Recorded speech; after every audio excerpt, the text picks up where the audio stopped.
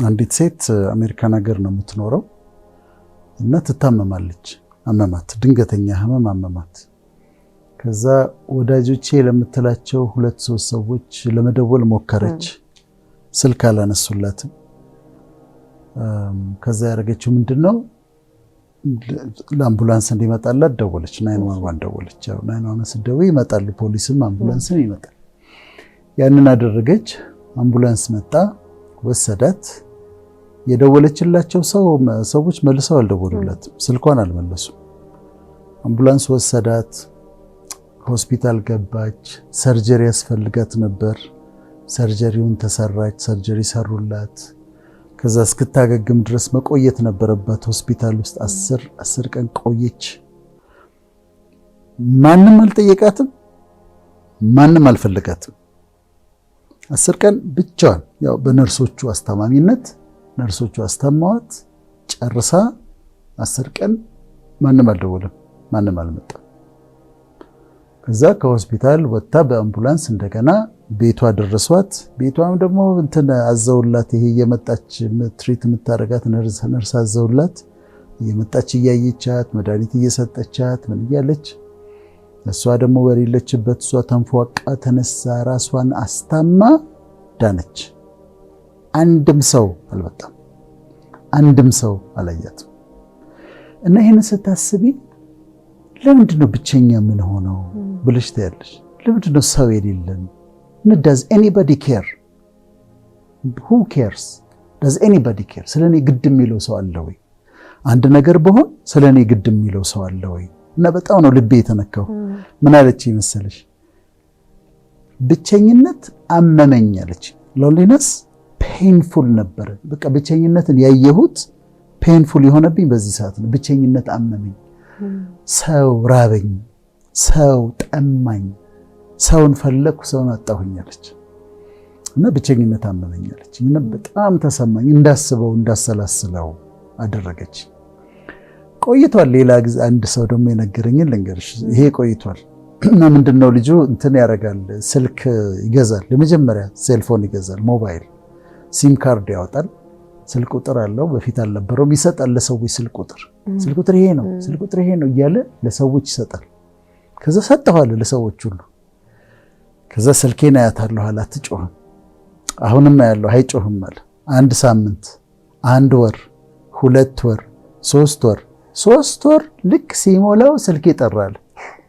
እና በጣም ደስ ብሎኝ ሳነሳው የተሳሳተ ቁጥር ነው። እና ግን እኔ ብሞት እንኳን በቃ የሚፈልገኝ ሰው የለም አለ። ለዘመዶቼ ነው እኮ ስልኬን የሰጠሁታል። ማንም ሰው አይደውልም እኔ ጋር። 3 ወር ሙሉ ጠብቄ አንድ ያገኘሁት ሮንግ ስህተት ነበረ። እና አንዳንዴ ይሄ ብቸኝነት ጉዳይ አሁን ኤፒደሚክ ነው ተብሏል። በጣም ሲሪየስ ዓለም አቀፍ ችግር ነው ተብሏል። እና ልክ እንደ ማሌሪያ ኤፒደሚክ ሆነ እንደ ኤፒደሚክ ይባላል አይደል? ልክ እንደሱ እንደ ወረርሽኝ የብቸኝነት እንትን እንደ ወረርሽኝ እየታየ ነው። 3 አይነት አለ ብቸኝነት። በ3 ተከፋፍያለሽ። አሁን ትልቅ ችግር ነው ብለናል፣ ግን ጥሩ የሆነ ብቸኝነት ደግሞ አለ። የመጀመሪያው ብቸኝነት ሶሊቲዩድ የሚባለው ነው። ቮለንተሪ ሶሊቲዩድ ነው። ሆን ብለሽ የምታረጊው አስበሽበት የምታረጊው ብቻዬን ጊዜ ማሳለፍ ፈልጋለሁ ብለሽ የምታረጊው ነው። ይሄ ሶሊቲዩድ ነው። ቮለንተሪ የሆነ ሶሊቲዩድ ነው። ሰዎች ገዳም ይሄዳሉ፣ ቤተክርስቲያን ይሄዳሉ፣ መስጊድ ይሄዳሉ፣ ለረጅም ጊዜ የሚቆዩበት ቦታ ይሄዳሉ። እና እዛ ቦታ ላይ ብቻቸውን መሆን ይፈልጋሉ። ለመንፈሳዊ ምክንያት ብቻ ሳይሆን ለአይዲያ ለማግኘት ብቻቸውን። አሁን የቢል ጌትስን አንብቤያለሁ። ቢል ጌትስ በአመት 15 ቀን አንድ ቦታ ይሄዳል። ብቻውን የሚሆንበት ቦታ ነው። ኖ ዋይፍ፣ ኖ ኪድስ፣ ኖ ፍሬንድስ፣ ጓደኛ የለም፣ ሚስት የለም፣ ልጆች የሉም። 15ቷን ቀን የማይታወቅበት ቦታ ሄዶ ብቻውን ያሳልፋል። ያ አይዲያ የሚቀበልበት ሰዓት ነው። ሐሳብ የሚቀበልበት ሰዓት ነው። ብቻውን ሆኖ የሚያሰላስልበት ሜዲቴት የሚያደርግበት ጊዜ ነው። ስለዚህ አይዲያ ለማግኘት አዳዲስ ሐሳቦችን ለማግኘት አንዳንዴ ብቻሽን የምትሆኝበት አለ። መርጠሽ ነው የምታረጊው። ለመንፈሳዊ ምክንያት ለመጸለይ፣ ሜዲቴት ለማድረግ፣ ኮንተምፕሌት ለማድረግ ብቻሽን ትሆኛለሽ። እኔም ባለፈው ኢየሩሳሌም ሄጄ ነበር። ኢየሩሳሌም ሲሄድ ግን አስጎብኚ አልፈለኩኝም።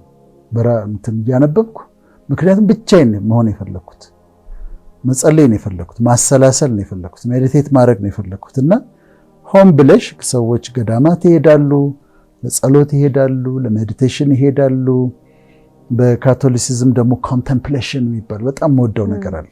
በካቶሊኮች ኮንቴምፕሌሽን ማለት የኛው ኮንቴምፕሌሽን አለ ሌላ ትርጉም ያለው፣ ይሄኛው ኮንቴምፕሌሽን ግን ብቻሽን ሆነሽ ዩ ኦፕን አፕ ራስሽን ለፈጣሪ ተከፍቻለሽ። ከዛ የሱ ፕሬዘንስ ኢንቬድ እንዲያደርግሽ የሱ መገኘት እንዲወርስሽ ሐሳብሽን እንዲገዛ እንዲቆጣጠርሽ የምትፈቅጅበት ሰዓት ነው። ጥሞና ጊዜ ሆኖ ይለያል። ይሄ በፈጣሪ በእግዚአብሔር ፕሬዘንስ ውስጥ ሆነው ራሳቸውን ኦፕን አፕ አድርገው ሐሳባቸውን እንዲቆጣጠር ድምፁን እንዲሰሙ የሚያደርጉበት ሂደት ነው። ስለዚህ ይሄኛው ሶሊቲዩድ አለ። ይሄኛው ሶሊቲዩድ በጣም የሚወደድ ነው። ይሄኛው የብቸኝነት አይነት የሚፈለግ ነው።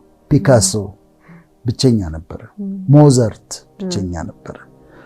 ቅዱሱ መጽሐፍ ላይ እነ ኤልያስ፣ ኤልሳ፣ ሙሴ በጣም ብቸኞች ነበሩ። ማለት የብቻቸውን ጊዜ ይወስዱ ነበረ።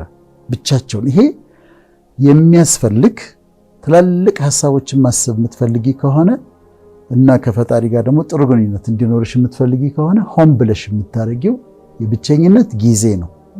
እኔ ያደርገዋለሁ። በጣም ብዙ የብቸኝነት ጊዜ ያሳልፋለሁ ሆን ብዬ የማደርገው። ስለዚህ መርጠን ቦታ መርጠን ጊዜ ለይተን የምናደርገው ወይም ደግሞ እንደ ላይፍ ስታይልሽ ሶሊቲዩድ ይሆናል። ብዙ የምታነቢ ከሆነ ብዙ የምታሰላሲ ከሆነ ብዙ የምትጽፊ ከሆነ ላይፍ ስታይልሽ ላሱ ብዙ ወደ ሶሊቲዩዱ ያደላ ብዙ ማትቀላቅ ይኖሩሻል ጊዜዎች ግን ለብቸኝነት ያደላ ይሆናል። ይሄ ጥሩ ብቸኝነት ነው፣ አስፈላጊ ብቸኝነት ነው። ሁለተኛው ግን አሎንነስ ነው። አሎን you are by yourself። ይሄ ነው ሰው የለኝም የምትይው። እውነትም ሰው የለሽም። ሰው የሚያዋራሽ ሰው የለም፣ የሚደውልልሽ ሰው የለም፣ ሻይን ጠጣ የሚልሽ ሰው የለም፣ ምሳ እንብላ የሚልሽ ሰው የለም፣ ብትታመሚ የምትደውይለት ሰው የለሽም። ይሄ አሎንነስ ነው። በጣም ባይተዋርነት፣ ከሰው መለየት፣ የሰው ረሃብ፣ የሰው ጥማት። የምትመኪበት ባለስልጣን የለም፣ የምትመኪበት ባለሀብት የለም። አሉልኝ የምትያቸው ጓደኞች የሉ። እንትን አሉ ምን ችግር አለ የምትያቸው ጓደኞች የሉሽ።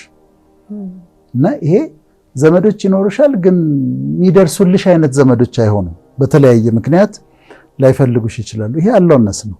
ይሄ ትልቅ ችግር ነው ለብቻው። ይሄ የቅድሙ ሶሊቲዩድ በምርጫ ነው። አሎንነስ ሰው የለኝም፣ በቃ ሰው የለኝም የምትይው ነው።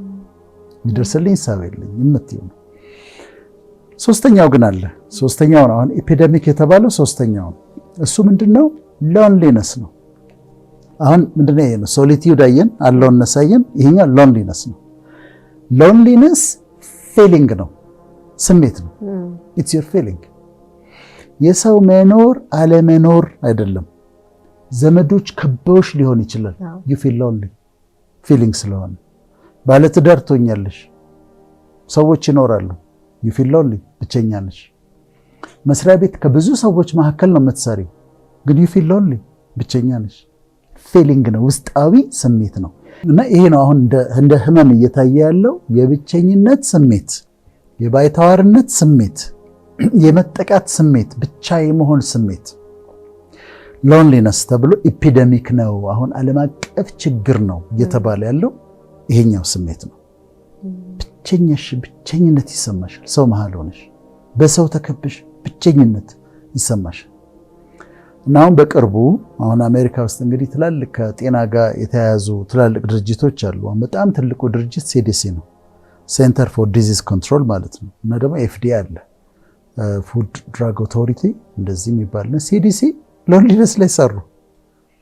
ምን አሉ መሰለሽ? ከ3 ሰዎች አንድ ሰው ብቸኝነት ስሜት ይሰማዋል፣ ሎንሊነስ ይሰማዋል። ይሄ ፊሊንግ አለ፣ በዚህ አታክ ይደረጋል፣ ችግር አለበት። ከ3 ሰው አንዱ በአሜሪካ በሌሎችም ሀገሮች። ከዛ ውጤቱ ምን አለ? ይሄ ሎንሊነስ ስሜት የሚያመጣቸው ችግሮች አሉ ብለው ዘርዝረዋል። ልንገርሽ። አንደኛ ይሄ ሎንሊነስ ፊሊንግ ጭንቀት ያመጣል፣ ብዙ ጊዜ ጭንቀት አንዛይቲ ኒውሮስ የተለያየ ጭንቀት አይነት ያጠቃቸዋል። ብቸኝነት ስሜት ያላቸው ድብርት ዲፕሬሽን ያመጣል ብቸኝነት። የልብ በሽታ ያው ሳይንስ ነው፣ ሲዲሲ ነው ያወጣው፣ ሴንተር ፎር ዲዚዝ ኮንትሮል የአሜሪካ ነው። በልብ በሽታ የመጠቃት እድላቸው ትልቅ ነው ብቸኛ የሆኑ ሰዎች፣ ይህም ስሜት የሚሰማቸው። ታይፕ 2 ዲያቤቲስ የሚባለው ታይፕ 2 ዲያቤቲስ ማለት ታይፕ 1 ከህፃንነት ጀምሮ የሚመጣው ስኳር ነው። ታይፕ 2 ደግሞ አዳልት ከሆንሽ በኋላ ትልቅ ከሆንሽ በኋላ የሚመጣ ነው። ታይፕ 2 ዲያቤቲስ በብቸኞች ላይ ይበረታል። ዲሜንሺያ የመርሳት ችግር ከመርሳት ጋር የተያያዘው ህመም፣ እሱም ከብቸኞች ጋር ብቸኝነት በጣም ይጠቁበታል። ከዛ አዲክሽንስ የህመም አይነቶች የሱስ አይነቶች የተለያዩ ሱሶች ከሰው መሃል ካሉት ይልቅ በብቸኝነት ስሜት የሚጠቁት በአዲክሽንስ ይጠቃሉ። ሱሳይዳል ቶትስ ራስን የማጥፋት ስሜት እና ደግሞ ራስንም ማጥፋት ይህም ከብቸኝነት ስሜት ጋር ይያያዛል። እድሜያቸውም ያጥራል። ይህ ሁሉ ችግር ምንድነው? ጭንቀት፣ ዲፕሬሽን፣ ሃርት ዲዚዝ፣ ዲያቤቲስ፣ ዲሜንሺያ እንደዚህ የብቸኞች ችግር ነው። ብቸኞች ሲባል ግን ያ በምርጫ የተደረገው ሶሊቲዩድ አይደለም። ወይም ሰው የሌለም አለ፣ ግን ፊሊንጉ ብቸኝነት የሚሰማቸው ባይተዋርነት የሚሰማቸው ሰዎች በእነዚህ ይጠቃሉ ተብሎ ሲዲሲ አውጥቷል። ስለዚህ ልንነጋገርበት የሚገባ ነው ማለት ነው። ብቸኝነት እንደ ችግር አንስተን ልናወራው የሚገባ ነው። አንድ ሰፈር ውስጥ ቡና ይጠራሩ የነበሩ ሰዎች ከዛ ኮንዶሚኒየም ውስጥ ሲገቡ ሁሉ የራሱን ቤት ቆልፎ ሲዘጋ ጎረቤት እንደዚህ የተባለው በፊት የነበሩ ባህሎቻችን እነሱን ስንተዋቸው ሁሉም የራሱ ስልክ ላይ ሲደፋ ተገናኝተውም እኮ ጓደኛዎች አያወሩም። ሁሉም የራሱ ስልክ ላይ ሲደፋ የብቸኝነት ስሜትን በጣም እያሳደገው መጣ። ይሄ መሰበር አለበት። ብቸኝነቱ መሰበር አለበት። የሚገርምሽ ብቸኛ ምን ሆነው እኔ ሳይ ብዙ ጊዜ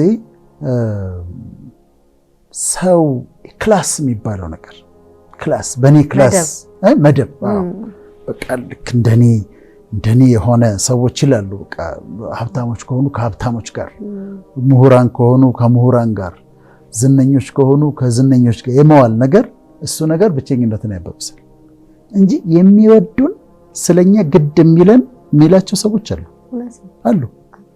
እኔ አንዴ የተገረምኩበትን ከቢሮ እወጣለሁ። ከቢሮ ስወጣ ትንሽ አደገኛ የሚመስሉ 2-3 ወጣቶች ጠብደል የሆኑ ድንድ እንትን ያሉ ይመጣሉ። እኔ ወደ መኪና ልመጣ ስል ይመጣሉ ወደ እኔ እና እኔም አይቻቸዋለሁ፣ ግን ምንም አደጋ አልታየኝም። ቢሮ አካባቢ ያሉ ወጣቶች ግን አዩአቸው። ከዛ ዴኬም መጡና ክብ ሰሩና ቆሙ። ምንድነው አላቸው። ወደ እኔ ሲመጡ አመጣጣቸውን አይተዋል። እነዚህ እዛ ቢሮ አካባቢ ያሉ ልጆች ግን መጡ እና ምንድነው አላቸው። እነዚህ ልጆች እኮ ሰላም አላቸው ይሆናል። ሰው ስለምንመርጥ ነው። ጎረቤቶቻችንን እናስባቸው። ቢያመኝ መተው በቃ ምናምን ብለው ጉድ ብለው እናቶች በሌላ ጊዜ ሰላም አላቸው እናቶች መተው ጉድ ብለው ምናምን ሽሮ ሰርተው ፍትፍት ሰርተው አብልተውኝ ይሄዳሉ። ሐዘን ሲደርስብሽ ነው የምታያቸው። ሰላም ያላልሻቸው እናቶች ጎረቤቶችሽ ነጠላቸውን አዘቅዝቀው መተው ሲያለቅሱ ስታያቸው እነዚህ ሰዎች ያውቁኛል እንዴ ብለሽ እስክትይ ድረስ ሰው ስለምንመርጥ ነው እንጂ ሰው ስለሌለ አይደለም። አሁን ባለፈው እኔ ቢሾፍቱ ስልጠና ላይ የነበርኩ ጊዜ ይሄ ጓደኞቼ ምናምን የምላቸው ሰዎች የጠፋህ ምናምን ብለው አልደወሉልኝም። ግን የመስሪያ ቤት ጋር ቢሮ የምውልበት ጋር የጥበቃዎች አለቃ አለ፣ ሱልጣን ይባላል፣ ሙስሊም ነው። ከዛ ደጋግሞ ይደውላል። 3 ቀን 4 ቀን ሲያጠኝ ደጋግሞ ይደውላል። ከዛ አነሳሁለት። ምን ሆነሃል ሱልጣን አለ። የት ሄደህ ነው ዶክተር? ምን ሆነህ ነው? እኔ እኮ ችግር የገጠመህ አንድ ነገር እኮ ያደረጉ መስሎ ከልቡ ነው። አንድ ነገር እኮ ያደረጉ መስሎኝ ነው እንዴ እኔ እኮ አስቤ ነው። ከዛ ቆምኩና አሰብኩኝ። አሁን ሱልጣን ለምንድን ነው ስለኔ የሚያስበው? አየሽ ሰዎች አሉ። ችግራችን ሰው ስለምንመርጥ ነው። ስለዚህ ስለኔ የሚያስብልኝ ሰው አለ ወይ ግድ የሚለው ሰው አለ ወይ ብንካልን አለ። ግን ስለማናቀርባቸው በክላስ ምንን የሚመስል የሆነ የራሳችን ክራይቴሪያ ስለምናወጣ ነው እንጂ ሰውን ይጠቀማል። ባለፈው እሸትን ታውቂዋለሽ? እሸት ስዊድን ያለው እኔ ቢሮ ጋር አንድ እናት አሉ የሚለምኑ እናት ናቸው። ቀኝ ሴትዮ ምናምን ምስኪን ናቸው። እና እሱ ምናምን ደውሎ የምጦራቸው እናት ፈልግልኛል፣ የምጦራቸው እናት። ከዛ ነው የወጣው ፎቶ አነሳኋቸው እያሳኳቸው ምናምን ከኔ ጋር እንግባባለን። እዛ ባንክ አካውንት ያሉቶች አሏቸው አለኝ አሉ። ከዛ ባንክ አካውንቱን ፎቶአቸውን ላኩለት። አሁን በወር ብር ይልክላቸዋል። ሴትየዋ ልመና አቆሙ። ሰው ሆነላቸው ማለት ነው። አያውቁትም። ልጅ ሆነላቸው፣ ጧሪ ሆነላቸው። እና ሰው አለ። ግን ምንድነው እዚህ ጋር ፖይንቴ? ሰው አንናቅ፣ ሰውን ቫልዩ እናድርግ። ሰው ከገንዘብ ይበልጣል። ሰው ትልቅ ነው። ሰው የከበረ ነው። በችግራችን ጊዜ ነው የምናያቸው ሰዎችን። ወደ አንቺ የሚመጡ ሰዎችን አክብረሽ ለተመልካቾቻችን የምንለው ይሄንን ነው። ሰውን ቫልዩ አድርጉ። ሰው ከገንዘብ ይበልጣል። ሰው ከስልጣን ይበልጣል። ሰው ነው የሚደርስልንና ሰዎችን ቫልዩ ማድረግ አለብን ለማለት ነው።